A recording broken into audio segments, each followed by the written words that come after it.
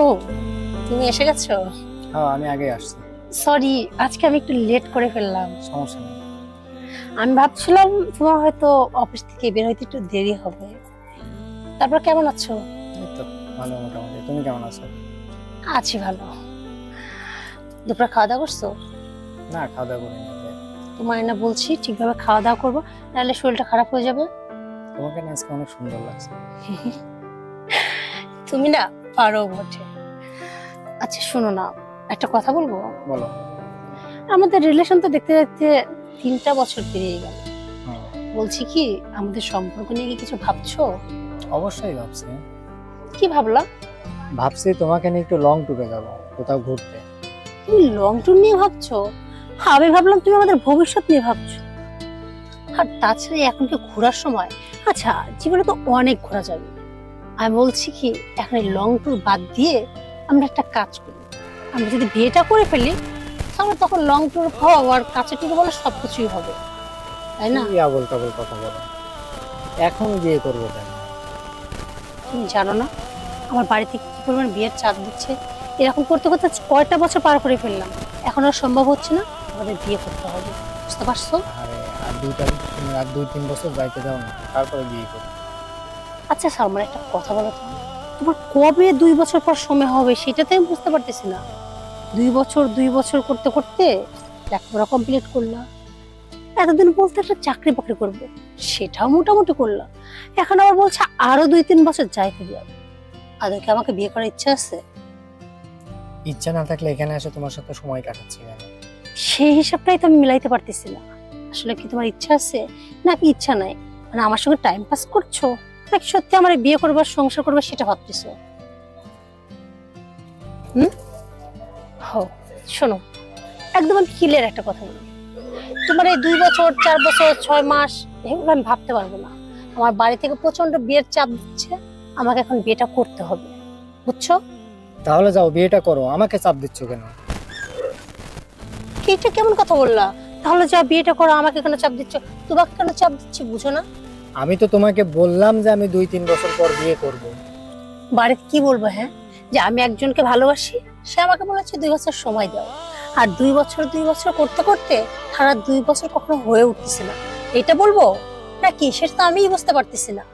শোনো, বাড়িতে অনেক বুঝাইছি, অনেক সময় নিচ্ছি, কিন্তু সময় নেওয়া তো আর আমার পক্ষে সম্ভব না। আমি এখন চাচ্ছি আমরা বিয়েটা করে ফেলবো। আর তাছাড়া একটা জিনিস তুমি বুঝতে পারতেছো না, আমি যদি তোমাকে বিয়েটা করি, দেখো তুমি এখন একটা চাকরি করতেছো, এর চাইলে ভালো একটা চাকরি করতে পারবে, তখন তুমি সরকারি চাকরির জন্য অ্যাপ্লাই করতে পারবে। আর সরকারি চাকরি করতে হলে এখন তো অনেক টাকার দরকার হয়, তখন আমার বাড়ি থেকে বললে পরে একটু সাপোর্ট পাবো। আমার বাড়ির লোক কিন্তু তখন তোমাকে টাকা দিবে। কিন্তু এখন কি আমার বাড়ির লোককে বলতে পারবো যে আমি যাকে ভালোবাসি সে একটা জব করবে, তার জন্য টাকা লাগবে, টাকা দাও? না আমি বলতে পারবো, আর না কোনো পরিবার দিবে বলে আমার মনে হয় না। তার চেয়ে উচিত কি বিয়েটা করে ফেলা। আমাদের বিয়েটা নিয়ে ভাবো, বুঝতে পারছো আমি কি বলতে চাচ্ছি? চুপ থাকো, ফোন আসছে। আচ্ছা, আমার চেয়ে কি তোমার ফোনটা বেশি ইম্পর্টেন্ট? চুপ থাকো। হ্যালো, হ্যাঁ বের হইছো? আচ্ছা ঠিক আছে, তুমি অফিসে নিচে থাকো, আমি আসতেছি 5 মিনিট। ওকে থাকো। কে ফোন দিছিল? কি হলো, কে ফোন দিছিল? আমাদের অফিসের এক কলিগ ফোন দিয়েছিল। ও আচ্ছা, মানে আমার চেয়ে কি তোমার কলিগ বেশি ইম্পর্টেন্ট হয়ে গেল নাকি? বুঝতে পারলাম না তো। আমি তোমার সাথে দাঁড়ায় কথা বলতেছি, আর তাছাড়া আমি যে বিষয়ে কথা বলতেছি এটা তোমার আমার জীবনের জন্য খুব দরকার। আর তুমি তাকে ফোনে কি বললা? অফিসে নিচে অপেক্ষা করো, 5 মিনিটের মধ্যে আসতেছি। আচ্ছা, তোমার আমার কথা কি 5 মিনিটে শেষ হয়ে যাবে? তোমার সঙ্গে ভাবি পেছাল পারলে হবে, আমার কাজ আছে ওইখানে। ঠিকই বলছো। এখন আমার সাথে কথা বলাকে তোমার কি মনে হচ্ছে যে ফালতু সময় নষ্ট করতেছে, ভেদা পেছাল পারতেছে, এটা মনে হচ্ছে তোমার না? এই, আমি তোমার লাইফে বেশি ইম্পর্টেন্ট না তোর কলিগ বেশি ইম্পর্টেন্ট? কোনটা বলো, কোনটা? মুখের ভাষা ঠিক করো। আমি যথেষ্ট মুখের ভাষা ঠিক করছি, তুমি কি ভাবতেছো আমি কিছু জানি না? শোনো সালমান, তুমি কি ভাবতেছো আমি কিছু বুঝি না? আরে আমি একটা মেয়ে, আর আমি যাকে ভালোবাসি সে কোথায় কি করতেছে না করতেছে তার ব্যবহার দেখে আমি বুঝতে পারবো না? তুমি তোমার নিজেকে প্রশ্ন করে দেখো। আচ্ছা তুমি কি ভাবছো হ্যাঁ আমি কিছু বুঝি না? শোনো সালমান, আমি কিন্তু সব বুঝতে পারি, শুধুমাত্র চুপ করে আছি তাই? তুমি তো নিজেকে প্রশ্ন করে দেখো তো, এই যে তুমি একটা সময় 24 ঘন্টা আমার সাথে কথা বলতো, সে তোমার পথে পরিবর্তন দেখো তো। এখন আমার ফোনটা তোমার কাছে বিরক্তের কারণ। তোমার মনে আছে এমন কোনো রাত নেই যে তুমি আমার সাথে কথা না বলে ঘুমাইছো। ঘুমাইছি বলে তো ভুল হবে, তুমি আমার সাথে কথা বলতে বলতে ঘুমায় পড়ছো। সারা রাত চলে গেছে, সকালে উঠে কি দেখছি, তোমার ফোনটা লাইনে আছে।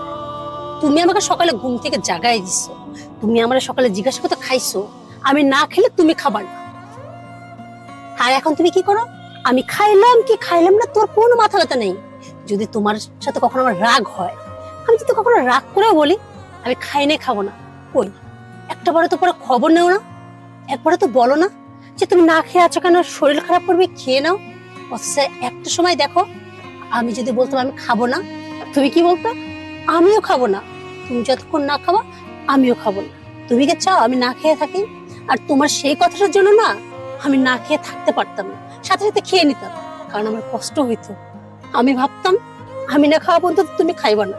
অথচ এখন কি দেখছি, আমি খাই না খাই কিচ্ছু যায় আসে না। কই এখন প্রতিদিন সকালে আমাকে তোমার ফোন দিতে হয়, আমি দিয়ে তোমাকে গুড মর্নিং বলি, আমি তোমার ঘুম ভাঙাই। মাঝে মাঝে ফোন ধরো, মাঝে মাঝে ধরো না। আরে আমি কি হয়ে গেছি তোমার জীবনে? হ্যাঁ, আমার কি কোনো গুরুত্ব নাই নাকি তোমার জীবনে নতুন কেউ আসছে যে তোমাকে এখন ঘুম ভাঙাই দিচ্ছে? কোনটা? এখন আমি যখন ফোন দিই ওইটি, তোমাকে রাতে ফোন দিই তুমি আমাকে কি বলো, আমি ব্যস্ত আছি পরে কথা বলতেছি। এই যে পরে তোমার পর হয়, সে পর আর তোমার শেষ হয় না। 5 মিনিটের কথা বলো, 5 মিনিটের জায়গায় 5 ঘন্টা গেলে তুমি ফ্রি হও না। কার সাথে এত কথা বলো? হ্যাঁ কি বলবা? ও আচ্ছা আচ্ছা, তুমি তো এখন চাকরি করো, তোমার কলিগরা ফোন দেয়, অফিসের ফোন আসে, তাই না? তুমি কি ভাবো আমি বাচ্চা, আমি কিছু বুঝি না? এই অফিসের কলিগরা কি, হ্যাঁ তারা কাজের জন্য ফোন দেয়, 2 মিনিট 5 মিনিট 10 মিনিট, আর বেশি তো তোমার সাথে কথা বলার দরকার তাদের নাই। কারণ কাজের কথা মানুষের লং টাইম হয় না। লং টাইম কিসের হয় জানো? যখন একজন একজনের প্রেমে পড়ে তখন তাদের কথার অভাব হয় না, সারা রাত চলে যায়, কিভাবে শেষ হয়ে যায় কথা বলতে বলতে তারা নিজেরাও টের পায় না। তোমার মধ্যে আমি সেই লক্ষণটা এখন পাচ্ছি, তুমি জানো? এই যে যেমন দেখো, গত পরশুদিন আমি তোমাকে ফোন দিয়েছিলাম, ওয়েটিং, 2 ঘন্টা পর ফোন দিচ্ছি আবার ওয়েটিং। তোমার কি মনে হয় ওই যে লাস্টে একটা আননোন নাম্বার থেকে তোমাকে ফোন দিয়েছিল যখন ভোর 4টায়, ওয়েটিং দেখছিলাম, সেটা আমি ছিলাম। কারণ আমি দেখতে চেয়েছিলাম তুমি ঘুম পাচ্ছো নাকি কারোর সাথে কথা বলছো। আর তুমি কি ভাবো তোমার সম্বন্ধে সত্যি আমি কিছু জানি না?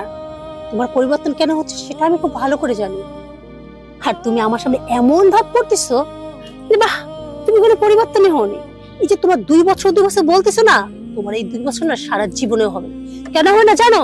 কারণ তোমার লাইফে তো এখন আমার কোনো জায়গা নেই, অন্য একটা নতুন মানুষ এসে গেছে। আর তোমরা দুজন তো খুব ভালো আছো না? কিছু বলছিল না কলিগ, আর ওটা কি তোমার কলিগ না তোমার গার্লফ্রেন্ড? হ্যাঁ সেটাকে আমি জানি না? তোমার এই চাকরিটা না আমি দিছিলাম, আমি। আচ্ছা আমার দলিতেই তুমি এই চাকরিটা পাইছো, আজকে তুমি চাকরি করতেছো। আর তোমার লাইফে এই বেকারত্বের নামটা ঘুষাইছে শুধুমাত্র আমার জন্য।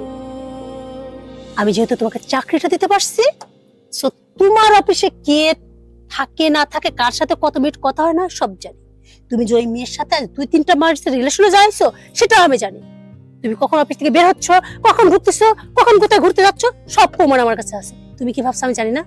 আর এই যে গার্লফ্রেন্ড নিয়ে যে ঘুরতে, এই যে বাইকটা দেখতে পাচ্ছ না, এটা কার টাকায় কেনা সালমান? হ্যাঁ লজ্জা লাগে না তোমার? লজ্জা লাগে না? আমার টাকা এই বাইকটা কিনা, অথচ এই বাইকে আমার জায়গা এখন হয় না, এখন জায়গা হয় কার তোমার পাশে? তোমার সেই অফিস কলিগের। আচ্ছা তুমি কি মানুষ? নিজেকে প্রশ্ন করে দেখো সত্যি কি তুমি মানুষ? তুমি আসলে অমানুষ। সবচেয়ে বড় ভুল কি জানো? শূন্য পকেটে কোনো পুরুষের পাশে কোনো মেয়ের থাকা, এটা আমার জীবনে সবচেয়ে বড় ভুল। তার চেয়ে বড় ভুল প্রত্যেকটা পুরুষের উচিত নিজের পায়ে দাঁড়ানো, আর প্রত্যেকটা মেয়ের কোনো ঠেকা নেই যে তার শখের পুরুষকে দাঁড় করানো। আর সেটা আমি বড় ভুল করছি, কারণ আমি চাইছিলাম আমার শখের পুরুষ তার সঙ্গে সারা জীবন আমি কাটাবো, আর তার প্রতিষ্ঠিত হওয়ার জন্য যা যা লাগবে সবকিছু আমি করব। আর সেটাই আজকে আমার জীবনে সবচেয়ে বড় কাল হয়ে দাঁড়াইছে। তা না হলে কি এরকম হইতো যে আমার পেছালটা তোমার কাছে ফালতু মনে হইতো? হ্যাঁ আমার সময় তোমার কাছে কোনো মূল্য থাকতো না? ঠিক আছে, খুব ভালো বুঝতে পারছি আমার জায়গা নাই তোমার জীবনে, দরকার নাই। আমাকে ছাড়া ভালো আছো না, ভালো থাকো। যদি তুমি ভালো থাকতে পারো আমি পারবো না? আরে বেঈমান, ভালো থাকার জন্য আমাকে ছাড়লা, কিন্তু একটাবার পিছনে ফিরলা না? একবার ভাবলা না যে মেয়েটা তার সর্বত্র বিলাই দিছে, যে তার পরিবারের কাছে দিনের পর দিন খারাপ হইছে, পরিবার থেকে কত টাকা চুরি করছে শুধুমাত্র তোমাকে দেওয়ার জন্য? আরে তোমার চাকরির সময় তুমি জানো কতগুলো টাকা আমার দিতে হয়েছে? তুমি জানো আমি আমার মায়ের গহনা চুরি করছি শুধুমাত্র তোমার জন্য, অথচ সব ভুলে গেল আজকে। ঠিক আছে যাও, তোমার মতো বেঈমান পুরুষকে না আমার জীবনে দরকার নেই। চাবিটা দাও। চাবি? চাবি কি করবা? যেহেতু বাইকটা আমার টাকায় কিনা, so এই গাড়ির চাবি কি করবো সেটা আমি বুঝবো। চাবিটা চাইছি, চাবিটা দাও। কি হলো, কষ্ট হচ্ছে? নাম। আরে নাম গাড়ি থেকে। এদিকে আয়। কাজটা কিন্তু ঠিক করছো না। চুপ, একটা কথাও নয়, কারণ আমি আবার না বেশি কথা শুনতে পছন্দ করি না। শোন, এখন তো আর আমাকে তোর ভালো লাগে না। যারে ভালো লাগে তাকে যেন 5 মিনিটের কথা বলে না, তোর 5 মিনিট তো পার হয়ে গেছে। যা, তোর গার্লফ্রেন্ড তোর জন্য অপেক্ষা করছে, তাড়াতাড়ি যা। আর হ্যাঁ, ভবিষ্যতে আমার সাথে যোগাযোগ করার চেষ্টাও করবি না। সর বেগুন সর। কি হলো, যা।